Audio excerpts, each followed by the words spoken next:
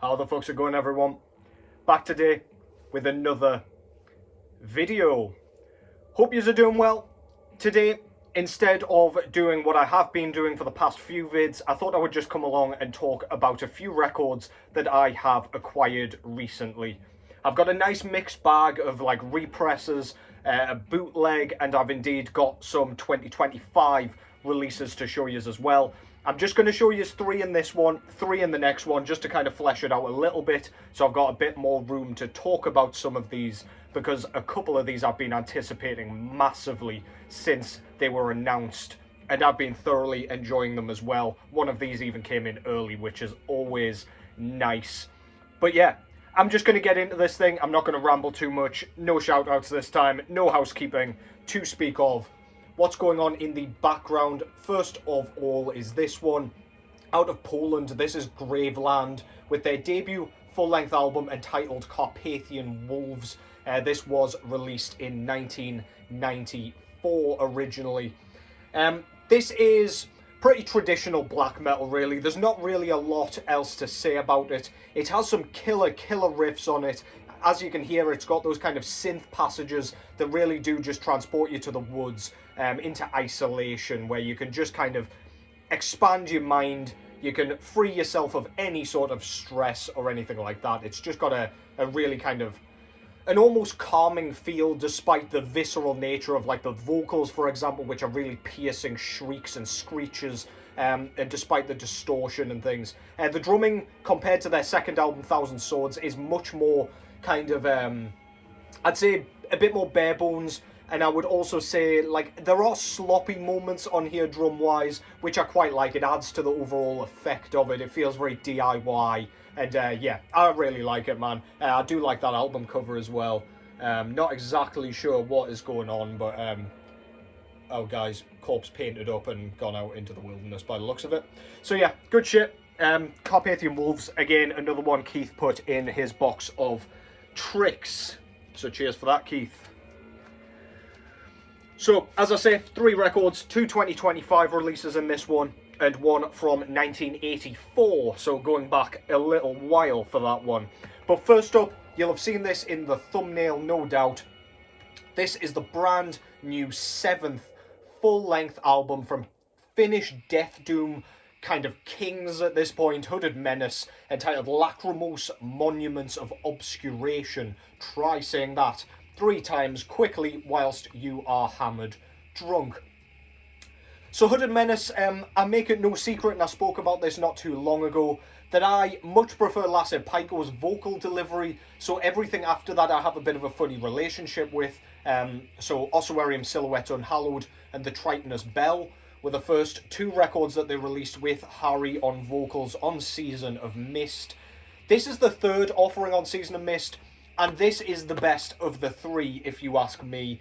This has so much going for it. It is unbelievable. I absolutely love what Harry has done with his vocal delivery on this one. I feel like he's kind of coming into his own a little bit and finding his feet with his own kind of style. He's got a bit more kind of range with what he can do with his voice. There are a few more gurgles, a few more deeper moments. It just feels more unique and less generic, because that was an issue I had with his voice. It just sounded a little bit too like run-of-the-mill meat and potatoes. I've heard this a billion times, especially compared to Lacrimouse. On the kind of instrumental side of things, we've got that kind of fuzzy guitar tone that they are very well known for. It might even be like HM2. I'm not exactly sure, but it's just their own sound. It sounds so cool. It's got that kind of doomy fuzz that everybody knows and loves at this point. Tons of groove to be had on this one. My favourite track for that is Lugubrious Dance. Fantastic track title, by the way. But yeah, the groove in that is just, it's impossible to not move your head on that one. It is super catchy and just super, like, as I say, it just takes control of you, man. So cool. Got some really nice bass breaks on here where they allow the kind of bass guitar to just poke through the mix. Very audible, very cool. I love it when bands let the bass kind of breathe at times, just to remind you that it's there and they're doing some cool shit with it. Drum wise, it is kind of straightforward. It's got that kind of Hooded Menace gallop. It's got that typical kind of groove to it that you are kind of accustomed to if you like Hooded Menace already. But yeah, this shit is so fucking good. There is even a Duran Duran cover on here, Save a Prayer. And when I first heard that, I didn't even realise it was a cover. I don't listen to Duran Duran at all, so I'm not familiar with the track. But in the context of the album, like I didn't like it at first, and I think it was because of that kind of poppy approach. It's got like a very, very kind of noticeable chorus. The melodies go off the chain on that one. It does have a bit of a gothic kind of feel to it as well, like a bit of a like goth mixed with pop, if you will, like that popular goth stuff.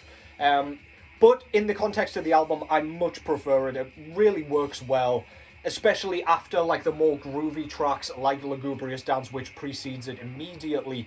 It just fits so well. It's a nice kind of palate cleanser. And then we're straight back in with Into Haunted Oblivion. But yeah, the first two singles, Portrait Without a Face and Pale Masquerade, are a couple of the best tracks on here. I was blown away when I heard those as singles. And yeah, in the context of the album, they absolutely fit perfectly as well. But yeah, if you were worried you were going to be disappointed after hearing the cover, don't worry about it. The rest of it is tremendous. Trust me, listen to me as a massive Hooded Menace fan on that one. This will not disappoint you one little bit. This is one of the best of the year so far for me. I don't mind saying it this early. Front cover there, painted by Wes Ben Scoter, of course. He also did the Tritonus Bell cover. Pretty much a metal mainstay at this point, but on the front there we've got our Hooded Menaces, the three guys out of the band. I assume that represents a big kind of gravestone there. Their awesome kind of slimy, spider-webbed, cobwebbed logo up top there. Yeah, and then a bat. And it does kind of open out into a full piece with a monument on the side there and the city in the background. I like the kind of modern twist that they've gone with, or that he's gone with, sorry, with the skyline. Very, very cool. Love that shit, man. So yeah, I'll just show the back. We've got the track list on the top. Season of Mist put this one out. And yeah, basically already been through what's going on the picture itself. On the inside, we've got a thanks list, we've got personnel, and we've got a big picture of the band. The main man himself, Lasse Pico, stood menacingly and hooded in the centre there. On the inside, I'll just pull all this out. We get a record quiver with another piece of art on it. So we've got a hooded sort of robed reaper on horseback there. Very cool. And on the other side, we've got all of the lyrics for all the tracks except for Save a Prayer. They don't normally include cover lyrics. And this came on opaque red vinyl with indeed that horseman in the centre again, just there. Very, very nice. Goes beautifully with the logo on the front, which is indeed also bright red. But yeah, if you were worried, take it from me, yet again, Hooded Menace never, ever seems to miss. Absolutely tremendous stuff. One of my all-time favourite bands, and for very good reason. Very much justifying their place as one of my favourite bands with that latest offering. Next up, I've gone with this one. So, I've been meaning to pick this up for absolutely ages. I saw it come up online and I thought, you know what? Fuck it, I'm getting it. If I don't get it now, when will I get it? So this is Metal Church from 1984, self-titled full-length album. This is their debut album. This is traditional heavy metal out of the USA. But yeah, this, for me, it is the drum sound on this one that really, really just, I don't know, it just absolutely entrances me every single time. The guitar work is lightning quick. It's got elements of kind of speed metal, I would argue, certainly in the instrumental track Merciless Onslaught, which is an absolute ode and homage to drummers everywhere. It's so, so cool, so fast. The kick work is tremendously fast, very, very technical and intricate. Absolutely love that shit. The title track itself, Metal Church, on the album Metal Church by the band Metal Church, is, again, I absolutely love the vocal delivery on that one. The chorus is so catchy. When I was training for the Great North Run, this one was in my headphones a lot of the time. It's just one of those albums that is, you can sing along, you can forget where you are, you can forget how much pain you're in whilst running, because there's so much cool stuff going on. There's solos, there's riffs, great choral hooks, fantastic drumming, as I say. The bass lines are incredible. Really, really good stuff, man. This always seems to me like it should be a German band. I don't really know why that is. It's just one of those bands where it gives off a vibe of being from a certain country without any sort of explanation. But yeah, this is absolutely brilliant. I guess German bands are often quite technical and plucky and quick with their metal delivery in general, unless you're Ahab, in which case very, very slow. But regardless, I'm talking out my ass at this point. Metal Church, an absolute classic, one of the greatest heavy metal records of all time, and I'm very pleased to have that in my collection. If you like heavy metal and you've overlooked this for whatever reason, go and, in fact, just go and buy it, because you will definitely, definitely like it. Some of the most insane playing you will hear in the genre. Front cover there, really like the logo, very straight to the point. It's like a generic, I guess, like word art metal logo, but works really well.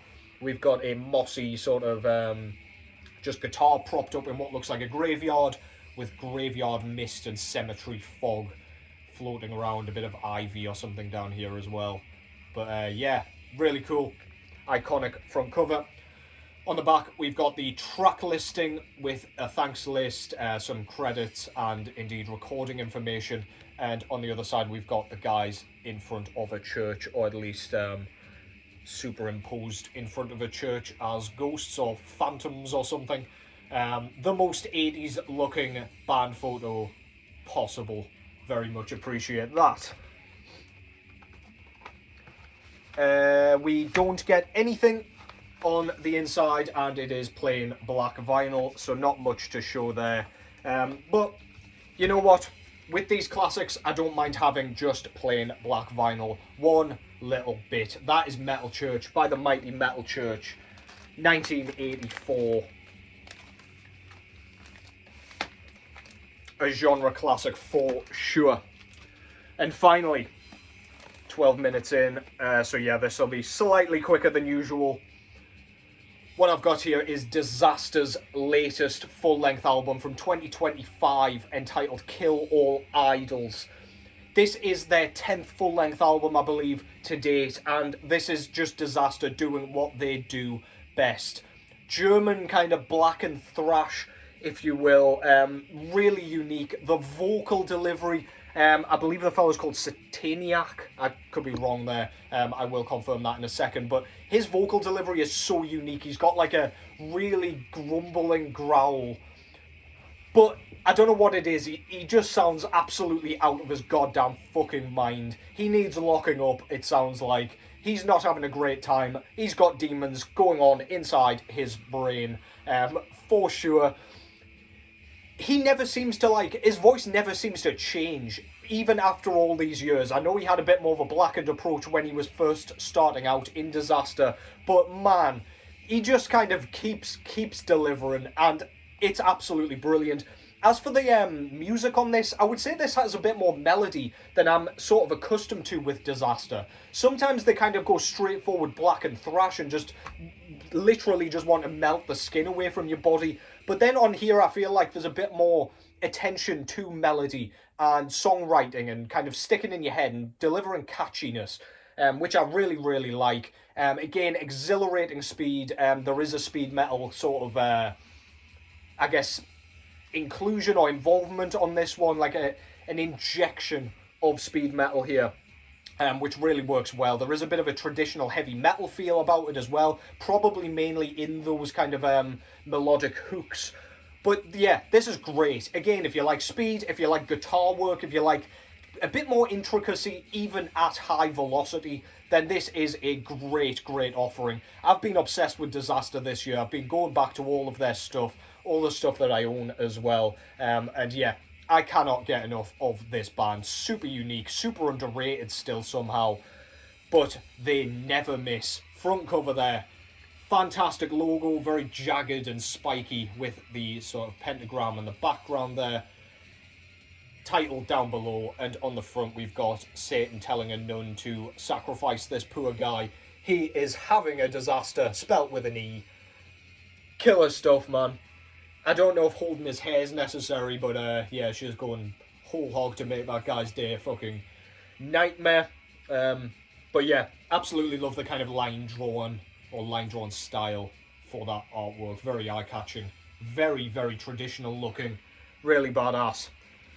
On the other side, we've got the track listing there, and another angle of that woman sacrificing the fella on the altar. It looks like she's got a pentagram drawn on her back, so I don't know if she's been possessed or something, or if it's, I don't know, if she's just like a wolf in sheep's clothing, but I digress.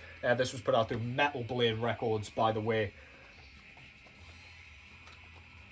On the inside, we do get an insert here. It's like a four-sided insert with the logo and title there. Band photo on the other side with the upturned cross in front of the fire. Very cool. Love that shit.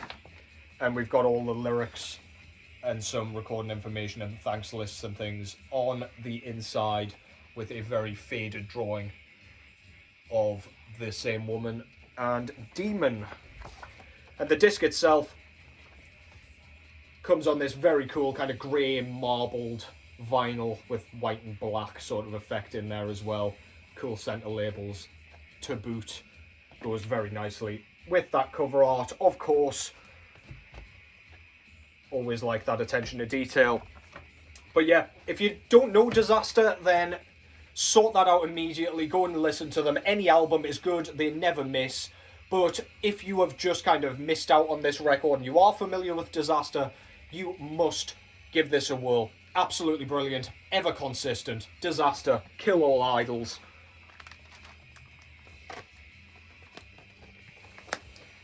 And that concludes that. Hope you've enjoyed that. Let me know if you've listened to any of those or if you're enjoying them, or let me know if I've introduced you to anything here.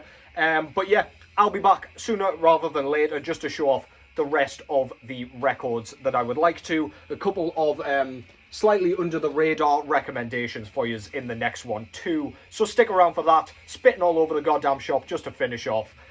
Take care as always, and I will catch you in the next one.